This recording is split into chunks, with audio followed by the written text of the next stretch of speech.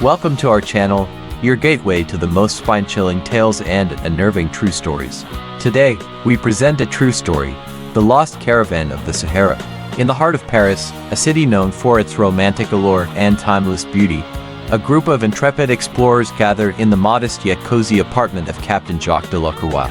The captain's residence is filled with artifacts and maps, testaments to his many adventures and discoveries around the world. The air is thick with anticipation as the group assembles, eager to embark on their most ambitious expedition yet. Captain de la Croix, a man of indomitable spirit and unyielding determination, welcomes his trusted friend Henry, the brilliant linguist Sophie, and several guides from various corners of the globe. Each of them brings with them a unique skill set that will prove invaluable in their journey to the long-lost city deep within the Sahara Desert.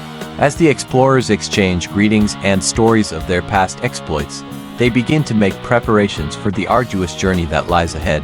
The captain's maps, drawn up from meticulous research and first-hand accounts, are spread out across the table as they plan their route to the mysterious ruins that lie hidden beneath the shifting sands. The guides, well-versed in the ways of the desert, inspect their camels and other supplies, ensuring that everything is in tip-top condition for the trek ahead. Meanwhile, Sophie pores over ancient scrolls and inscriptions, deciphering the cryptic language of the civilization that once called the desert home. Her findings suggest that the city they seek was not only incredibly advanced for its time, but also held secrets that could potentially change the course of human history.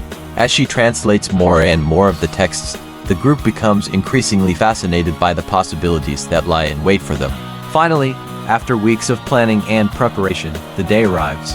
The explorers gather at the port, where their trusty ship awaits, ready to carry them across the vast expanse of the Mediterranean Sea to the shores of North Africa. As they set sail, the Eiffel Tower fades into the distance, replaced by the endless blue of the ocean. The journey across the sea is long and arduous, but the crew of the de la Croix expedition remains undaunted. They take turns keeping watch, ensuring that their vessel remains on course, while others tend to the supplies and perform routine maintenance. Finally, after what seems like an eternity, they spot the first hints of land on the horizon. As they draw closer, the rolling dunes of the Sahara Desert come into view, stretching out towards the farthest reaches of the sky. With renewed vigor, the explorers disembark from the ship and begin the trek inland. The guides lead the way, their knowledge of the desert proving invaluable as they navigate through shifting sands and harsh terrain. As they travel deeper into the desert, the air grows hotter and more parched, and the group begins to feel the effects of their exertions. Yet, their sense of adventure and curiosity keeps them going, their eyes fixed on the distant horizon where the ruins of the lost city are said to lie. Days turn into weeks, and still they press onward. As they near their destination, the guides begin to point out strange formations in the distance, suggesting that the fabled city may be closer than they thought. The explorers' hearts race with anticipation, and they push themselves harder than ever, eager to uncover the secrets that have laid hidden for centuries. Finally, after what seems like an eternity, they emerge from the desert's embrace and behold the ruins of the lost city. Towering pillars of stone rise from the sand, their intricate carvings and hieroglyphs weathered by time but still retaining a sense of majesty and wonder. The air is thick with a sense of history and mystery, and the explorers stand in awe, their minds racing with questions about the civilization that once called this place home. As they begin to explore the city, the de la Croix expedition uncovers a wealth of knowledge and artifacts that will change the course of human history. From advanced engineering marvels to lost languages and forgotten arts, their discoveries paint a vivid picture of a society that was not only incredibly advanced for its time, but also possessed a deep understanding of the natural world and its many mysteries. Their journey far from over, the explorers set up camp within the ruins, prepared to spend months, even years, excavating and cataloging their finds. As they do so, they also begin to piece together the story of the civilization that once called this place home, unraveling the secrets that have lain hidden for centuries and illuminating the path for future generations. The lost city of Paris, long thought to be nothing more than a myth, is now revealed to the world, its secrets finally laid bare. It is a testament to the enduring spirit of exploration and the indomitable human curiosity that drives us to venture into the unknown, no matter the cost or the challenge. In the heart of the Sahara Desert, a new chapter in human history is written, one that will forever be remembered as the day the lost city of Paris was rediscovered. Days into their journey, the expedition's progress is halted by the sight of a strange blue light emanating from a nearby ruin. Against the guide's protests, Captain Jacques Delacroix and his companions decide to investigate. As they approach the ancient city, the eerie blue light grows brighter and casts an unnatural glow across the sand. The ruins tower above them, their once grand architecture reduced to rubble and sand. Vines twist around crumbling pillars, and statues of long-forgotten gods stand guard over the city. The air is thick with an unsettling silence, broken only by the whisper of the wind and the distant cries of desert birds. The guides shift nervously, glancing over their shoulders as if expecting something unseen to be lurking in the shadows. As they explore further, the group discovers that the civilization that once thrived here worshipped a goddess of darkness and death. The ruins are adorned with paintings and carvings depicting the goddess's reign, her skeletal form looming large over the city.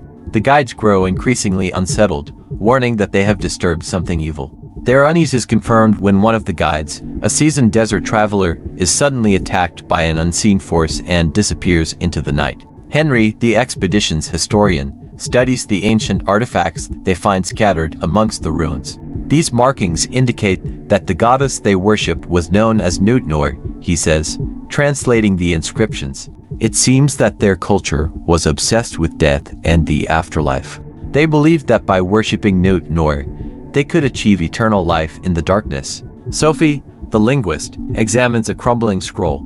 It also appears that they practiced human sacrifice as part of their rituals. The more innocent lives they took, the greater their connection to the goddess became. She pauses, her expression grim. This city is a testament to the depths of depravity that human beings are capable of when driven by fear and desperation. The remaining guides insist that they leave the city at once, fearing for their safety. Captain Jacques, however, is determined to uncover the secrets hidden within these ruins. He turns to Henry and Sophie, asking them to decipher the remaining inscriptions and artifacts while the guides set up camp for the night. As night falls, the group huddles around a makeshift campfire, trying to ignore the uneasy feeling that something is watching them from the shadows. Jacques and Henry share a flask of brandy, discussing the history and customs of the ancient civilization they have stumbled upon.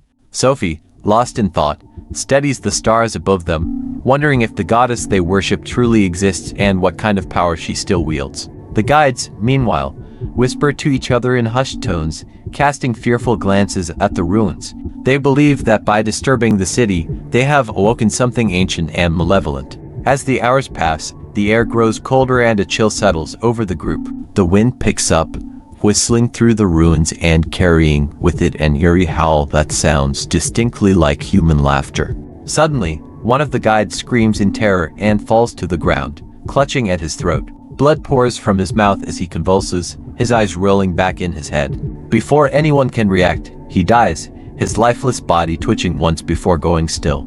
The group stares in horror at the grisly scene before them, realizing that whatever they have disturbed is far more powerful and deadly than they ever could have imagined. The remaining guides plead with Captain Jacques to leave, but he is determined to uncover the truth. He turns to Henry and Sophie, asking them to continue their work while he and the guides make preparations for the expedition to continue. As they bury the fallen guide and tend to the wounded, a sense of foreboding settles over the group. They know that their journey has only just begun, and that the dangers they face are far greater than they ever could have imagined. The group finds themselves alone in the heart of the ancient city, surrounded by towering structures and the eerie blue glow that illuminates the night sky. The air is thick with the stench of death and decay, and the sound of their footsteps echoes eerily off the stone walls.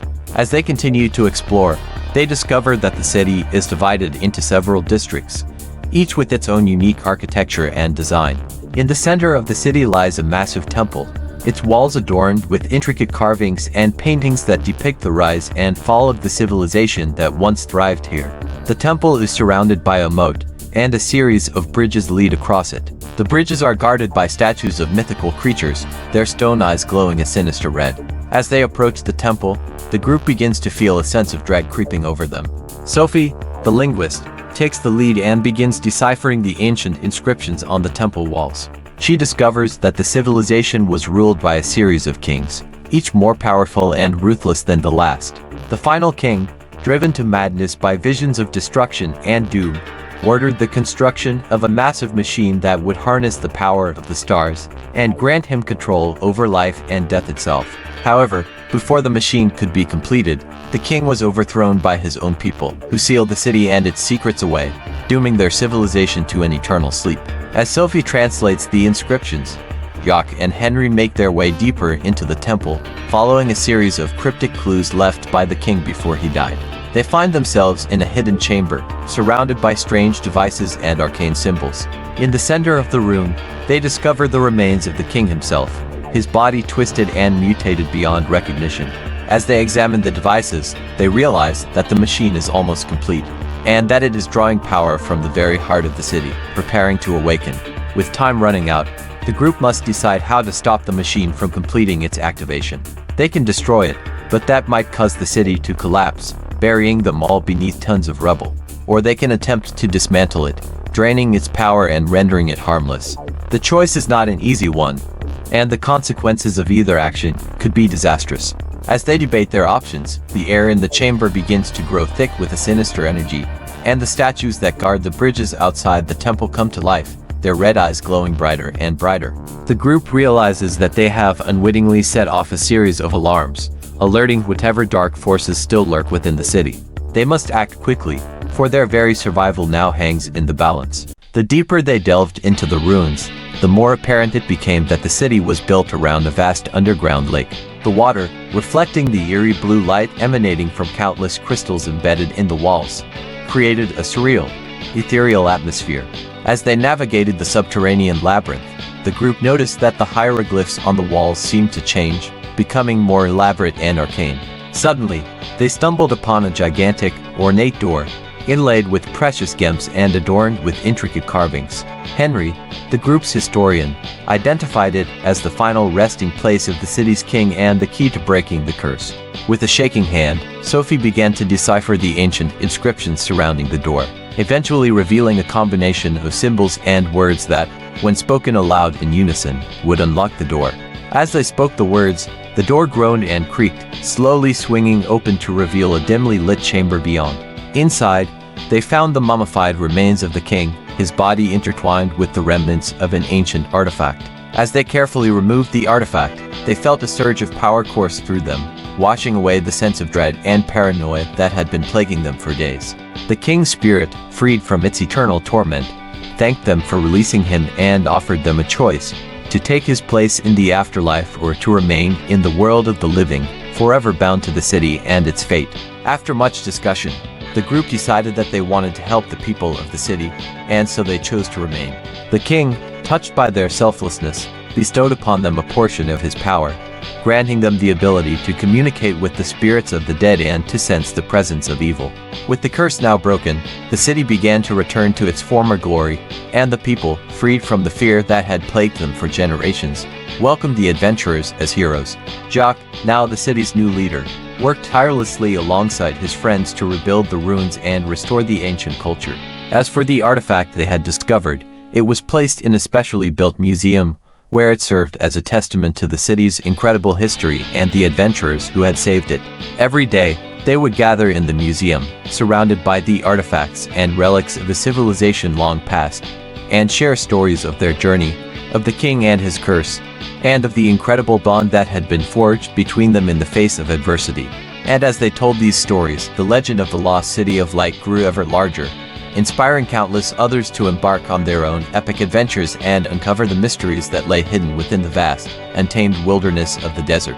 The small group led by Captain Jacques de la Croix carefully navigates through the dark, twisting corridors of the ancient ruins. They have been exploring the depths of the city for days now, ever since they stumbled upon the hidden chamber filled with strange blue light. The air is thick with a sense of foreboding, and the echoes of their footsteps seem to reverberate eerily through the empty halls. As they round a corner, they come upon a chamber unlike any they have seen before. It is filled with a vibrant array of rare desert flowers, their petals glowing with an ethereal light that illuminates the entire room. Sophie, the brilliant linguist and the group's resident expert on ancient scriptures, practically skips across the floor in excitement. "This is it," she whispers, her voice filled with awe.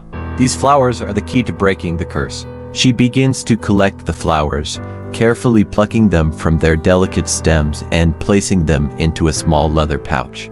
Her movements are slow and methodical, as if every second counts. As Sophie continues to collect the flowers, her health begins to rapidly deteriorate. She gasps for breath and clutches at her chest, her face growing pale. "I think I'm starting to feel the effects of the curse," she wheezes, her voice barely audible over the sound of her labored breathing. She fumbles through her notes and produces a crumpled piece of parchment, her fingers trembling as she smooths it out. "I found a potential antidote," she manages to say before coughing violently. "But I need more of these flowers to make it." She gestures toward the remaining flowers in the chamber. The rest of the group exchanges worried glances. They know that time is running out. With each passing moment, more of their comrades fall victim to the curse. Henry, the group's stalwart second-in-command, steps forward. "All right, Sophie," he says firmly. "You concentrate on finding that antidote. We'll gather as many flowers as we can and bring them back to you." The group splits up, each member taking a section of the chamber to collect the flowers. As they work, they cannot shake the feeling that they are not alone. The whispers and shadows that have plagued them since they first encountered the blue light grow louder and more insistent. Jock tries to reassure his companions, but his own doubts begin to gnaw at him. Finally, they manage to gather all of the flowers they can find. They hurry back to Sophie, who is huddled over her makeshift laboratory, frantically mixing the flowers with various herbs and potions. She pauses for a moment, her eyes wild with concentration, and then pours the mixture into a small vial. "Here it is," she says shakily, handing the vial to Jacques. "The antidote. But I don't know how much time we have left. We need to get out of here." Jacques nods grimly, clutching the vial in his hand. He turns to lead the group back toward the exit, praying that they are not too late. As they make their way through the twisting corridors, they come across the mummified bodies of their guides, their eyes hollow and empty. It is a stark reminder of the price they have paid to uncover the city's secrets. But even as they mourn their fallen comrades, they cannot shake the feeling that their journey is far from over. The curse has been unleashed, and now it is up to them to find a way to stop it. The air is thick with the acrid smell of burning sand as the sun dips below the horizon. Jacques de la Croix staggers through the desert, his lungs burning from the effort of each ragged breath. He's alone now, the last of his companions lost to the curse that has befallen them. The ruins of the ancient city loom in the distance, a testament to the folly of their ambition. Jacques' mind reels with the horrors they've uncovered, the civilization that worshipped a goddess of darkness and death, the unseen force that took their guides, the malevolent spirits that stalked their every move. He knows that he must find a way to end this nightmare, for the sake of his sanity, if not his life. He reaches the hidden chamber where they found the ancient scrolls and the rare desert flowers. The once beautiful blooms have wilted, their petals streaked with sand and tears. Sophie's body lies slumped against the wall, her lifeless eyes staring up at the painted ceiling. The last of the guides, their once loyal protectors, has been reduced to little more than a desiccated corpse. With shaking hands, Jacques retrieves the antidote that Sophie painstakingly prepared. He reads her notes, the words blurred by tears of anger and grief. He can't help but wonder if this was all for nothing, if their obsession with uncovering the mysteries of the lost city led them all to this point. But he pushes these doubts aside, steeling himself for the final battle. He pours the antidote into a small ceramic vessel, then lights it, watching as the flames dance atop the liquid. As he turns to leave, he catches a glimpse of movement in the corner of his eye. Henry, his trusted friend and partner in this endeavor, staggers towards him, his face a mask of pain and determination. "Henry," Jacques cries, relief washing over him. "I thought you were gone." Henry collapses into his arms, gasping for breath. I couldn't leave you, Jacques. Not like this." Together, they make their way out of the chamber, back towards the entrance to the city. They can feel the weight of the curse pressing down upon them, the whispers of the spirits growing louder with each step they take. They know that they must seal the city away forever, or risk dooming countless others to the same terrible fate. As they approach the entrance, they see the apparitions gathering, their shadowy forms looming in the dim light. Henry looks to Jacques, fear in his eyes, and asks, "What do we do now?" Jacques takes a deep breath, steeling himself against the fear and exhaustion. "We face them head-on," he says, his voice steady. "We fight for our lives, and for the lives of those who come after us." They charge forward together, brandishing makeshift weapons against the spectral forms. The air is thick with the clash of steel on unseen armor, the cries of pain and rage. For what feels like an eternity, they fight, their strength waning with each passing moment. Finally, they find themselves back to back, surrounded on all sides. "I'm sorry, my friend," Henry says, his voice strained. "I cannot hold them back much longer." "Then we'll go down fighting," Jacques replies, his gaze fixed on the apparitions before them. "We'll take as many of them with us as we can." With a final, defiant shout, they charge forward once more, their blades flashing through the air. The spirits seem to waver for a moment, as if their resolve is beginning to crumble beneath the weight of their own anger and despair. And then, with a final, piercing scream, Henry falls to the sand, his lifeless body twitching one last time. Jacques stands over his friend's body, tears streaming down his face. He looks up at the spirits, their features growing hazy in the dim light. With a deep breath, he pulls Henry's dagger from his belt and holds it aloft. "So be it," he says, his voice echoing through the deserted city. "If this is how it must end, then let us end it now."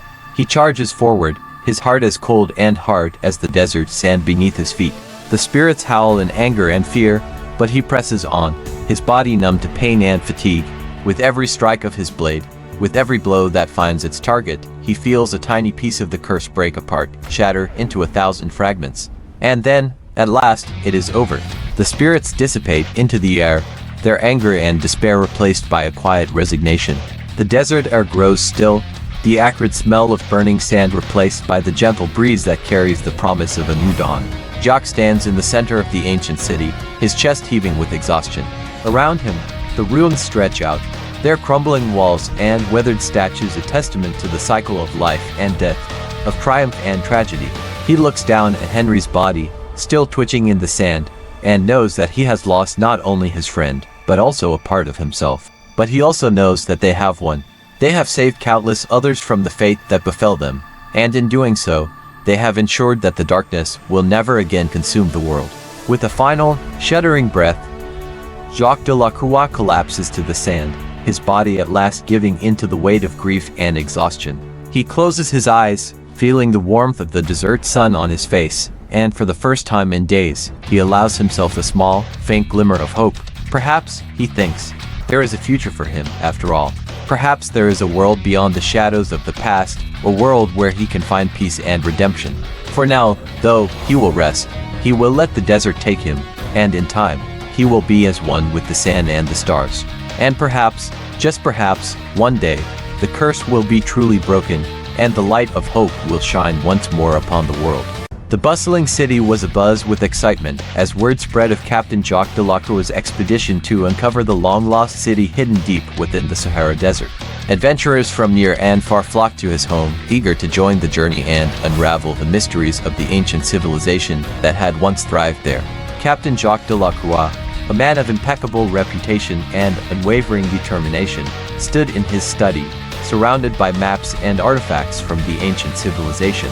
His trusted friend, Henry, and the brilliant linguist Sophie were also present, poring over scrolls and hieroglyphics. The guides, experienced desert nomads, waited patiently in the courtyard, their camels loaded with supplies and equipment for the journey ahead.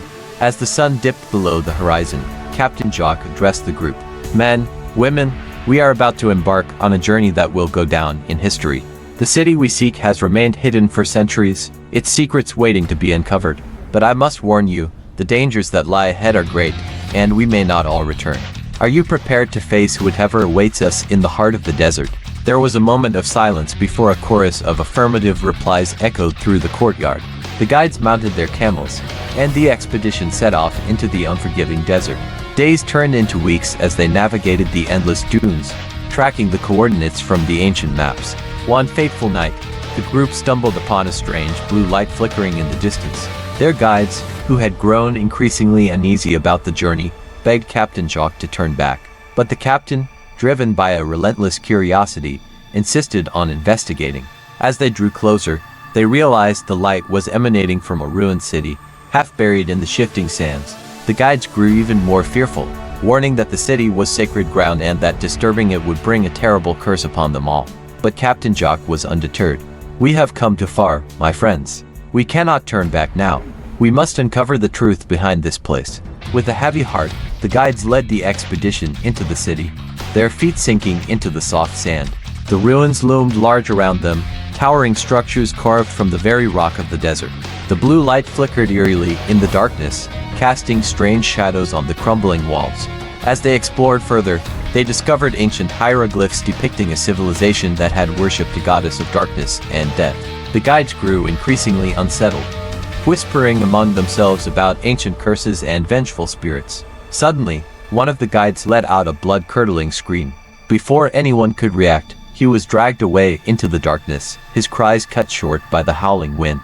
Panic gripped the group as the remaining guides abandoned them, convinced that they had awoken some malevolent force that had slumbered for centuries. The adventurers, now on their own, huddled together for comfort and protection. Captain Jacques, his eyes blazing with determination, addressed the group. "We must continue, my friends. We have come too far to turn back now. The secrets of this city lie within those walls, and we will find them, no matter the cost." Days turned into weeks as the expedition pressed on, their supplies dwindling and their hope fading. Sophie, the linguist, discovered a hidden chamber filled with ancient scrolls and hieroglyphs that she believed held the key to breaking the curse that had been laid upon the city. But as they delved deeper, the horrors they uncovered defied their wildest nightmares. More guides disappeared, their bodies mummified and their eyes hollowed out. The adventurers grew paranoid, seeing shadows and hearing whispers in the darkness. The once vibrant city became a tomb, a place of death and despair. Henry, the captain's trusted friend, vanished during a particularly harrowing expedition, his body never found. Alone and desperate, Captain Jacques led a small group deeper into the city's heart, determined to uncover the truth behind the ancient civilization and the curse that had consumed it. They found a hidden chamber filled with rare desert flowers, their petals glowing with an ethereal blue light. As they approached, they saw a figure cloaked in darkness, her features hidden by a veil. "I am the goddess you have come to worship," she whispered, her voice as cold as the wind that howled through the ruins. "You have disturbed my rest, and now you must pay the price." Captain Jacques stood defiantly before her, refusing to cower. "We mean you no harm, goddess," he said. "We only seek to understand your people and their history." The goddess laughed, a chilling sound that sent shivers down their spines. "Your kind has always sought to understand that which they do not belong, to unravel the mysteries that were never meant for mortal eyes. You have trespassed in my domain, and now you must atone for your sins." As she spoke, the petals of the flowers began to twist and curl, emitting a pulsing blue light. The air grew thick with the noxious smoke, and the adventurers struggled to breathe. Captain Jacques felt a searing pain in his chest as if something were tearing him apart from the inside. He looked down to see his own skin turning blue, like that of the flowers. "You are all cursed," the goddess hissed. "Your flesh will turn to stone, and your souls will be trapped here, forever doomed to wander these halls as I once did." With those words, Captain Jacques crumpled to the ground, his body becoming a statue. One by one, the remaining members of the expedition succumbed to the curse, their flesh turning to stone and their voices forever silenced. In the end, only Sophie, the linguist, was spared. The goddess saw something in her that reminded her of herself, of the struggles and desires of mortal women. She granted Sophie a choice: to remain in the city, forever studying its history and the civilization that had once thrived there, or to leave, taking with her the knowledge and secrets that she had discovered. Sophie, haunted by the horrors she had witnessed and the loss of her friends, chose to leave. She wandered the desert for days, eventually stumbling upon a nomad caravan that took her in. It was years before she found her way back to civilization, her mind scarred by the memories of the lost city and the goddess who ruled it. To this day, the tale of Captain Jacques de la Croix and his ill-fated expedition remains a cautionary tale, a reminder of the dangers of curiosity and the price that must be paid for knowledge. The tale of Captain Jacques de la Croix and the curse of the desert pharaoh lives on, a warning to those who dare to venture too far into the heart of the Sahara. The ancient city, and the secrets it holds, remain buried, its curse unbroken, its lessons unlearned. But for those who dare to seek the truth, the legend of Jacques de la Croix and the lost city serve as a testament to the dangers of pursuing knowledge at any cost. The expedition had been years ago, but the memories still haunted those who had survived, and the stories they told only served to deepen the mystery. Captain de la Croix, a man of indomitable will and unwavering courage, had led his small band of adventurers into the heart of the desert, driven by a passion for discovery that knew no bounds. His trusted friend Henry, the brilliant linguist Sophie, and several guides followed him without hesitation, their hearts full of hope and determination. The journey was long and arduous, fraught with danger at every turn. The desert, with its shifting sands and merciless heat, was a relentless foe, testing their resolve and taxing their resources. But they pushed on, drawn by the promise of untold riches and the chance to unravel the secrets of a civilization lost to time. Days turned into weeks, and then into months, as they trudged across the endless dunes, their progress slow but steady. Finally, they came upon a strange blue light flickering in the distance, beckoning them like a guiding star. Against the advice of their guides, they decided to investigate, their curiosity getting the better of them. As they approached the light, they saw that it emanated from a ruined city, its crumbling walls and towering pillars rising up from the desert like a mirage.